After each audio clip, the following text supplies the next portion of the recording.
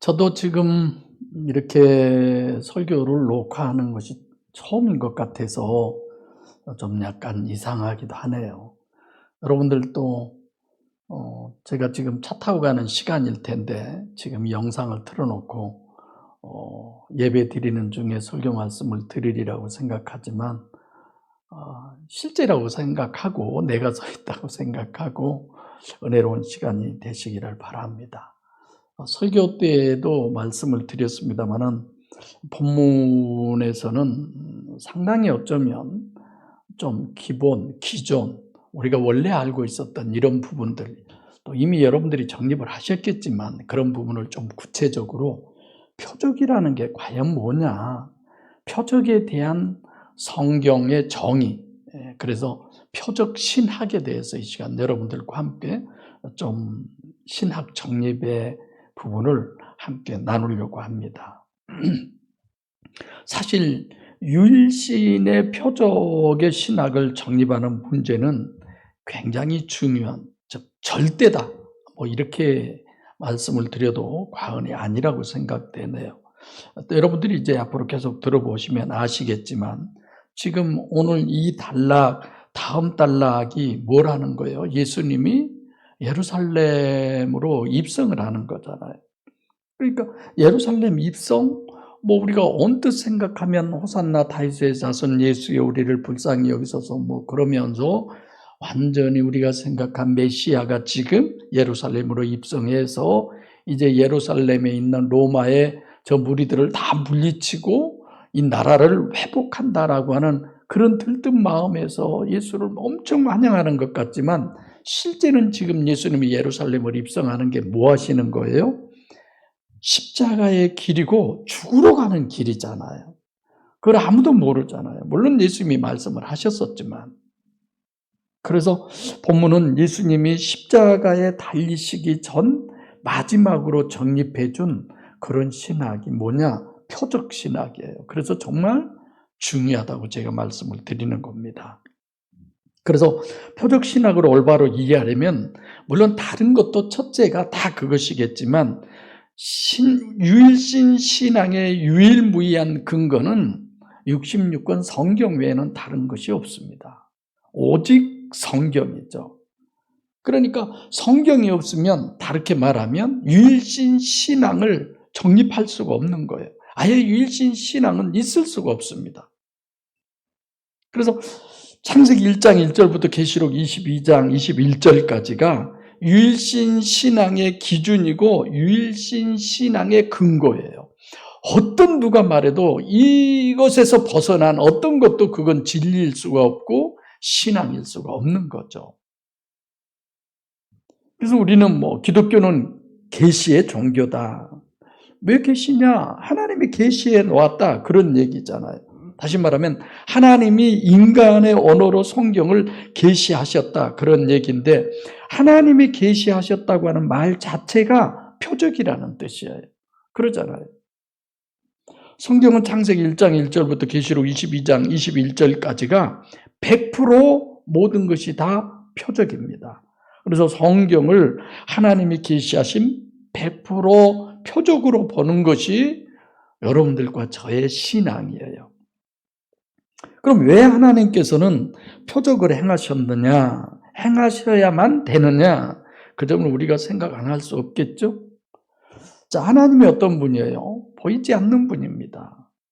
인간으로서는 전혀 볼 수 없는 분이에요. 그러니까 유일신 신앙은 안 보이는 하나님을 실제로 그것을 여기고 그리고 믿고 그 하나님과 교제를 하는 거예요. 이게 유일신 신앙입니다. 이게 하나님으로서 인간이 불가항력적 본능인 육체가 절대고 보이는 것이 절대. 그러니까 하나님도 인간이 그런 존재이기 때문에 그 인간의 입맛에 맞추어서 하나님도 해주실 수밖에 없는 거예요. 그래야 하나님을 우리가 알 수 있잖아요. 그러지 않고 모르잖아요.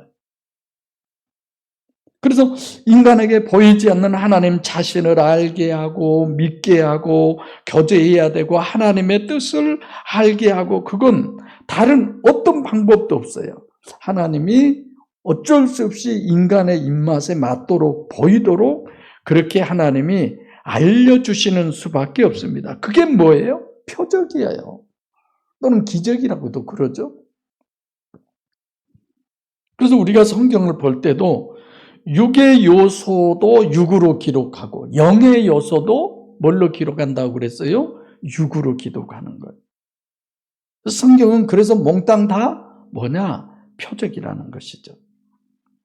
자, 그러면 표적 신학을 정립하지 못하면 어떻게 돼요? 표적을 통해서 하나님이 말씀하시려고 하는 하나님의 뜻과 목적을 전혀 알 수 없습니다. 그러니까 표적 자체를 목적으로 알아버리는 거예요. 그래서 그것을 보고 하나님은 어떤 분이다, 어떤 분이다, 사랑의 하나님, 별의별 얘기를 다 하게 되는 거죠. 근데 하나님은 표적을 목적으로 여겨요? 아니에요? 아니잖아요. 그 표적을 통해서 하나님이 우리에게 뭔가를 하시고자 하는 그것을 하나님은 우리에게 얘기하려고 그러는 거죠. 표적이 목적이 되면 표적을 행하신 것은 100% 궁극적으로 그것이 완성이 돼야 합니다. 근데 표적으로 하신 것은 전부 다 성경은 뭐예요? 헛수고를 하신 거죠. 그래서 표적은 본래 안 보이는 하나님과 하나님의 뜻을 인간이 알고 믿고 하나님과 교제를 하기 위한 수단이에요, 이것은. 좀 나쁘게 표현하면 하나님은 영이셔요. 근데 그 하나님을 우리가 영을 볼 수가 있습니까? 바람도 안 보이잖아요. 빛도 안 보이잖아요. 소리가 보입니까?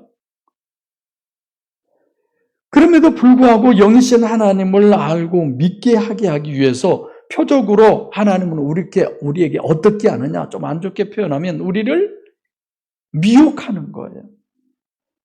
어떻게? 우리들의 마음이 육과 가시적 결과만 집착되었던 것을 하나님께 돌리려고 그러는 거야. 미혹. 결국은 뭐예요? 믿기. 우리를 하나님을 알고 믿고 하나님과 교제하게 하기 위한, 그래서 하나님은 표적이라고 하는 믿기를 통해서 우리를 하나님 쪽으로 이끄는 거죠. 근데 우리는 표적 그것 자체를 목적으로 봐버리는 거예요.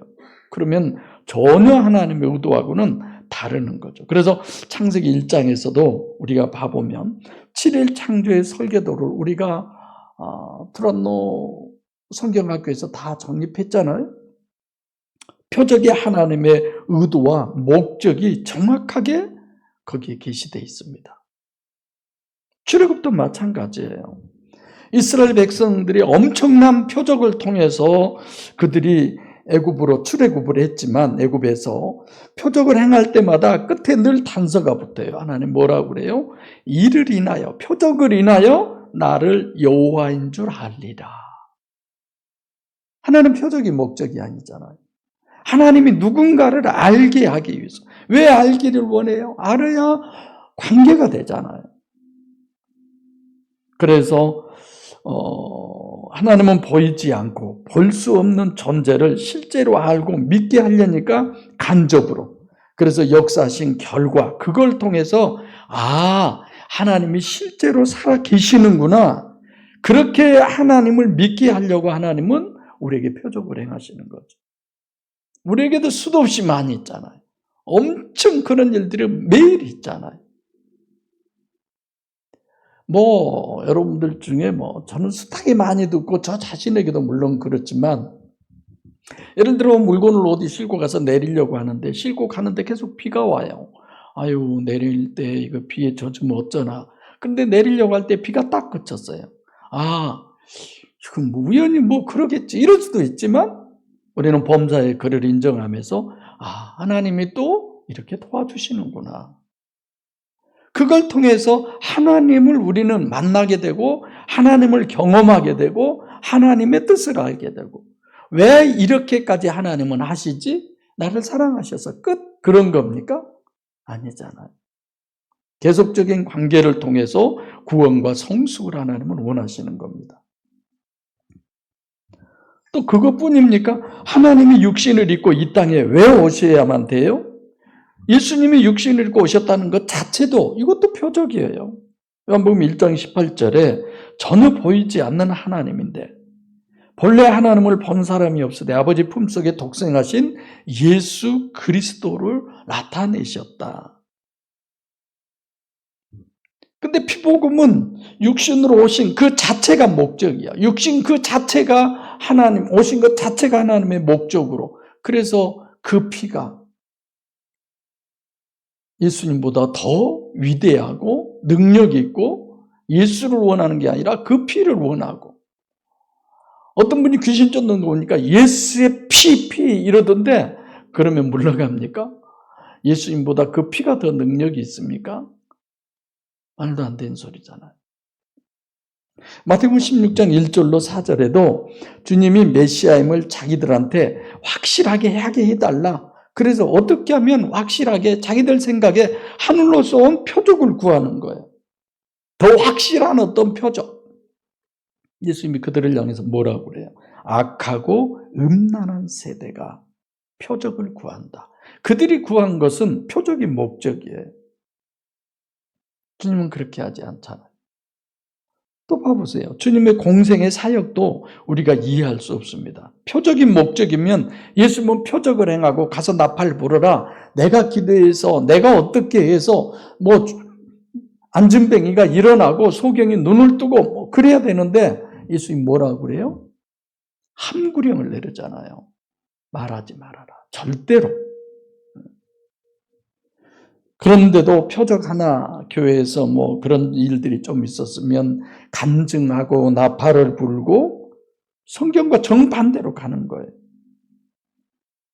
그게 하나님의 성령의 역사입니까? 사단의 역사지?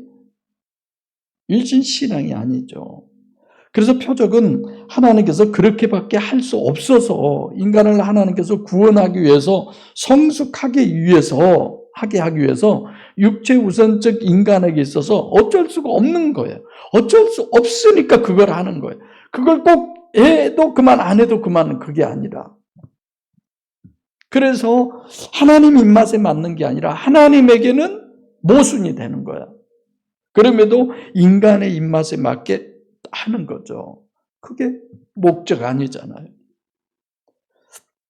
볼 수 없는 하나님, 보이지 않는 하나님, 들리지 않는 그 하나님의 음성, 그 하나님의 뜻, 그것을 인간이 실제로 알게 하기 위한 간접적인 하나님의 방법, 맞춤형으로 하나님이 설계하신 거예요.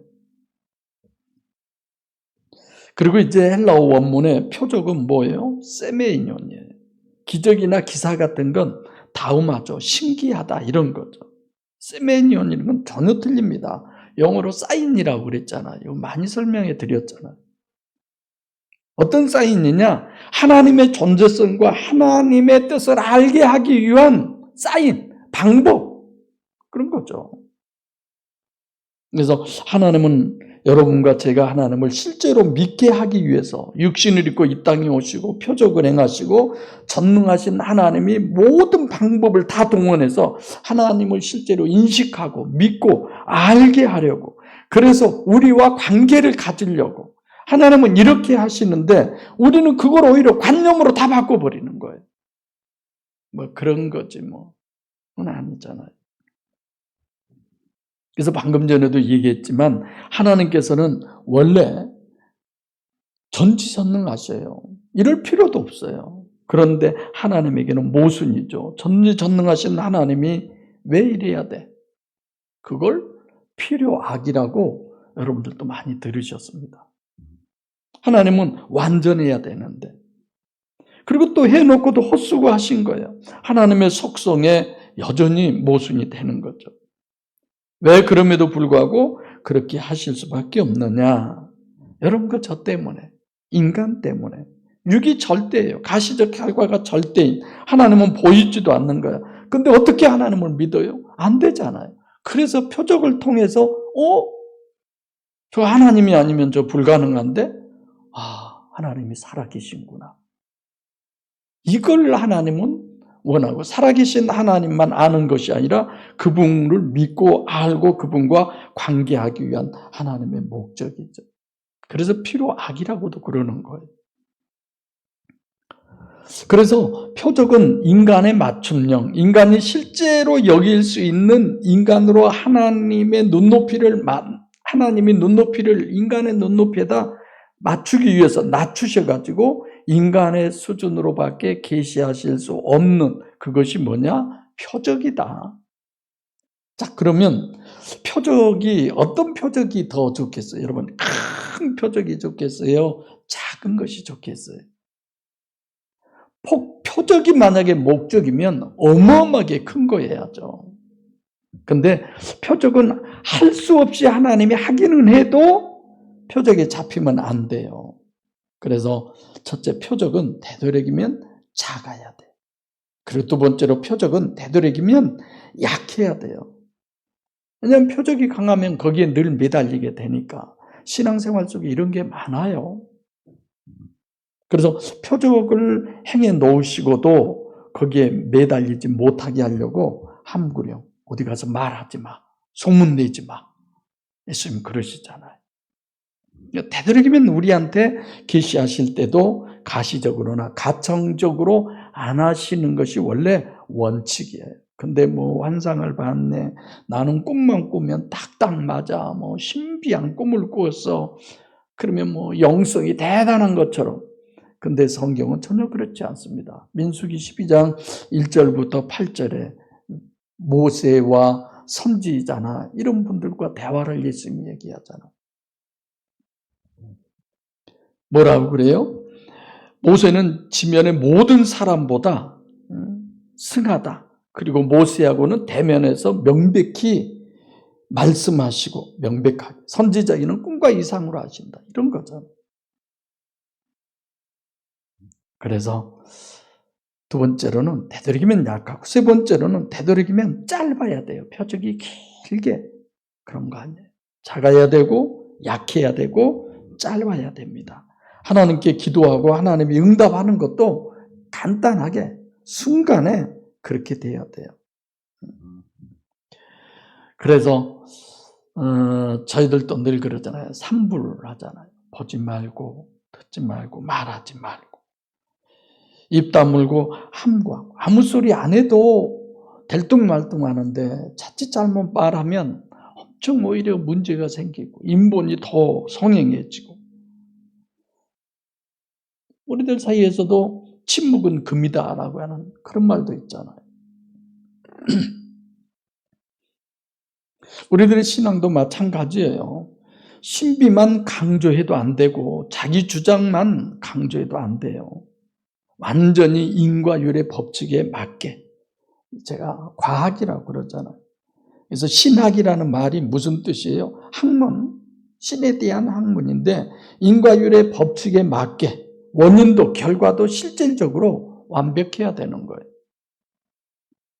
완전한 과학, 완전한 진리는 성경 이외에는 없습니다.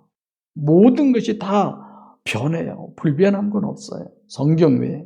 그래서 하나님은 전지전능하시기 때문에 성경은 원인만 얘기해도 완전해요. 근데 하나님이 하시는 것이라면 원인만 완전한 게 아니라 결과까지도 완벽하죠.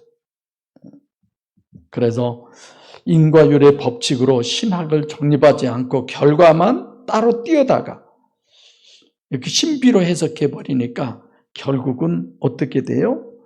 신학이 모순이 되고 귀 걸면 귀걸이, 코에 걸면 코걸이가 돼버리는 거죠. 그래서 완전한 인과율의 과학적 법칙은 하나님과 성경밖에 없습니다. 그래서 표적에 대해서 잠깐 이렇게 나누고 오늘 본문 보겠습니다. 다 같이 9절 시작. 유대인의 큰 무리가 예수께서 여기 계신 줄 알고 오니 이는 예수만 말함이 아니요 죽은 자 가운데서 살리신 나사로도 보려 함이라. 첫째 시작은 헬라어로 운이라고 하는 단어는 그러므로의 접속사죠. 그러니까 1절부터 8절이 당연히 전제가 돼야죠. 이게 1절부터 8절에 나사로를 보시면 이제 여기서 어떻게 우리가 해석을 해야 되는지가 달라집니다. 그래서 유대인의 큰 무리, 이것은 지금 9절에 많은 유대인과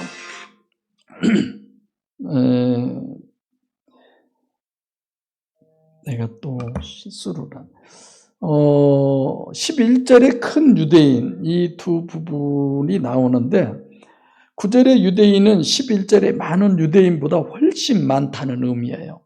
제가 설명하면 9절의 의미는 누가복음 12장 1절에 예수께서 예루살렘 저 여리고에 오실 때 예수님을 수만 명이 애워쌌다고 그랬어요. 우리가 그런데 성지순례 이렇게 가서 보면 과연 이런 지역의 수만 명이 어느 정도였었을까? 지금처럼 뭐 그런 데가 잘 개발이 되고 뭐 정돈이 잘 돼 뭐 이런 것도 전혀 아닌데 수만 명들이 이렇게 예수님을 애워쌌다고 한다면 정말 대단한 엄청난 그런 상황이겠다. 그런 생각이 들어요. 그래서 9절은 그런 의미에서의 많은 유대인이고 11절의 많은 유대인은 이것은 예를 들면 부활 후에 고린도전서 15장 6절에 500여 형제들에게 동시에 주님이 현현하신 부분을 보잖아요. 네. 그런 부분에서 이렇게 적용을 해드린 거죠. 예수께서 여기 계시다.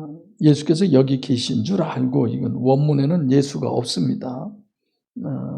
여기 계시다는 것은 실제로는 거기다 이런 뜻이에요. 그래서 요한복음 지금 11장을 강조하는 장소를 강조하는 그런 거죠.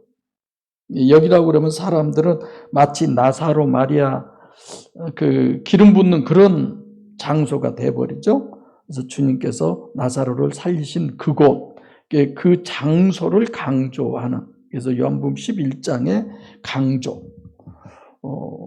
그리고 이제 그 다음에 원문은 기노스코 안다, 알다. 이것이 과거형이에요.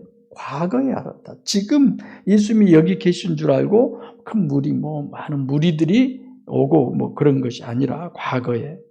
그래서 예수님께서 나사로를 살리신 그곳을 과거에 안 것이다. 그래서 계속 장소를 강조하는 거죠. 결국은 나사로를 살리는 사건에 있습니다. 이는 예수만 위함이 아니요 죽은 자 가운데서 살리신 나사로를 보려 함이라. 예수만 위함이 아니요. 이런 건데 사실 우리는 오직 예수만이어야 되잖아. 이들은 오직 예수가 아니잖아요. 지난 주일에도 얘기했지만 정말 마리아는 오직 예수 그 한 사람을 위해서 그 엄청난 자기의 모든 것을 허비하는 주님의 장사를 준비하기 위해서 허비라고 하니까 그냥 쓸데없이 사용을 했다 이런 게 아니에요. 정말 귀하고 소중하게 사용을 하는 거죠. 그래서 죽은 자 가운데서 살리신, 여기서도 죽은 자 가운데서 살렸다는 말은 많은 죽은 사람 가운데서 나사로만 살렸다 이렇게 보기 쉬운데 그렇지 않습니다. 이것도 역시 장소를 강조하는 거예요. 1차적으로 죽은 나사로를 육적으로 살리신 것을 말하고 있고 에게이로 일어나다, 서다 이런 거잖아요. 에게이로 에크 네크로스 죽음, 시체에서 일어나다, 탈출하다 이런 뜻이에요. 그래서 9절은 나사로가 육체가 산 것을 표현을 지금 이렇게 한 거고 나사로의 다시 산 것을 실질적으로는 예수 부활의 실제를 정립해 주려고 그러는 겁니다. 설교 때 이제 들으셨죠? 나사로가 죽은 자로서의 시체에서 이렇게 다시 사는 것도 기지만 또 다른 하나는 뭐냐? 부활 예수를 나사로로 우리에게 보여주시는 거죠. 설명을 해주시는 거죠. 그래서 요한복음 11장에 죽었다가 살아난 나사로와 또 하나는 부활하신 주님. 이렇게 우리가 본문을 봐야 됩니다. 나사로를 보려 함이라. 이 부분도 좀 그래요. 유대인의 큰 무리가 예수께서 여기 계신 줄을 알고 오니 보려고. 이것도 예수만 위함이 죽은 자 가운데서 살리신 나사로를 보려고 왔다. 그러니까 이미 이것도 과거예요. 지금 온 게 아니에요. 그래서 9절은 주님의 공생의 전체 표적의 대표로 나사로를 회생시키신 것을 본문이 지금 계시하시려고 그러는 거죠. 보는 것도 그것도 과거예요. 그래서 예수님의 공생의 사역을 십자가 지시기 전에 9절을 지금 말씀하신 것처럼 예수님께서 죽은 나사로를 도로 살리신 건데 예수님의 공생의 동안 행하신 표적의 요한복음의 대표, 이게 요한복음을 총괄하는 거죠. 이 본문의 목적이 결국은 표적 신학이에요. 표적은 가시적 결과 기준이고 유기절대라는 그런 의미가 되죠. 그렇지 않으면 표적이 굳이 필요하겠습니까? 10절 시작. 대제사장들이 나사로까지 죽이려고 모하니, 지금 여기서 대제사장 나오죠? 내가 근자에 대제사장에 대해서 계속 설명을 해드렸죠? 사람들이 보기에는 틀림없이 하나님의 종이고 영이 절대고 뭐 이런 사람인 것 같은데 실제로는 정치가고 사람 숫자에 문제가 되는 그런 아담의 후손의 한 사람으로 설명을 많이 했었습니다. 그 사람들이 뭐라고 그래요? 나사로까지 죽인. 그러니까 단일체가 아니라 지금 이중체라고 하는 단어는 아포크테이노라고 하는 단어를 썼는데 관념은 이중체고 실제로는 단일체인 이들의 신앙을 우리에게 보여주신 거죠. 죽이려고 그러는 거예요. 언제? 현재 죽이려고 그러는 거예요. 그래서 9절 자체에서 요한복음 11장에 죽었다가 육체로 살아난 나사로고 10절부터는 또 하나의 나사로, 부활 예수를 얘기하는 거죠. 그러니까 대제사장들이 예수를 죽이려고 그래요. 왜 죽여요? 죽이면 끝난다고 생각하니까. 이중체로 보지 않기 때문에, 단일체로 보기 때문에 그러는 거죠. 성경이 그러잖아요. 역사적으로 실질적으로 이제 죽이고 났더니 사도행전 5장 34절 39절에 바리새인의 가말리엘이라고 하는 교법사가 그런 말을 해요. 예수님의 제자들이 이제 복음을 전하고 믿는 사람들이 많아지고 이러니까 뭐 그들도 잡아 죽이고 뭐 어쩌고 이럴 때 드다라고 하는 사람과 갈릴리 유다라고 하는 사람들이 있는데 이들도 자기들이 메시아라고 하면서 꽤 많은 사람들이 몇백 명씩 그들을 추구하고 쫓고 그랬었어요. 근데 죽고 나니까 결국은 다 끝나지 않느냐. 이렇게 그 가말리엘이라고 하는 교법사가 그런 얘기를 하잖아요. 그래서 대제사장도 예수만 죽이면 끝나는 줄 알았어요. 근데 사도행전에 보면 끝납니까? 그렇지 않잖아요. 여전히 예수를 전하죠.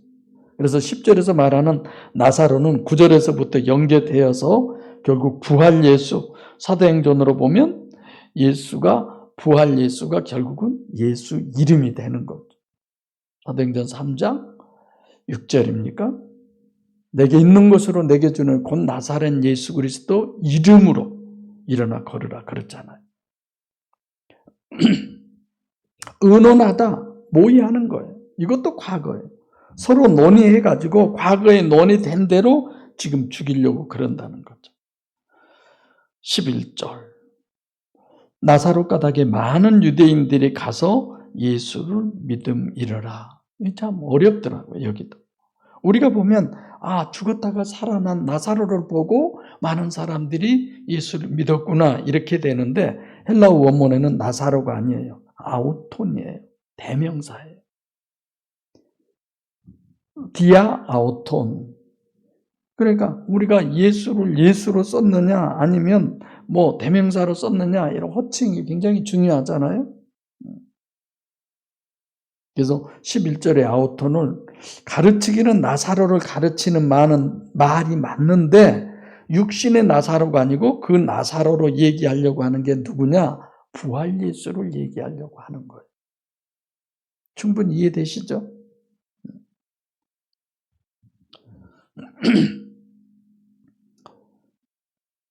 피스티오 인투 예수예요. 그래서 특별히 우리가 보면 마르다나 마리아나 이런 건 가능할 얘기지만 특별한 사람이니까.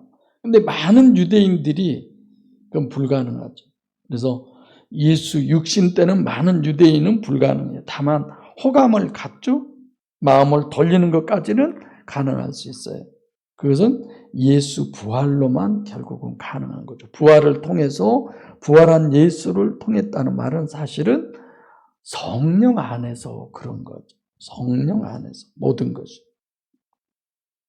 나사로 까닭에 많은 유대인들이 가서 예수를 믿으니라. 가서 휘파고라고 하는 단어인데 인도하다, 데려가다, 또 내려가다 이런 뜻이 되는데 통해서 속사람 예수 믿는 사람이 됐다는 겁니다. 그걸 통해서.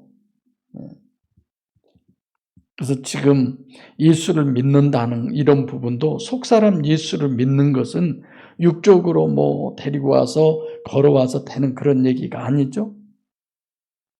영적으로 속사람 예수를 믿게 된 게 무엇 때문이냐?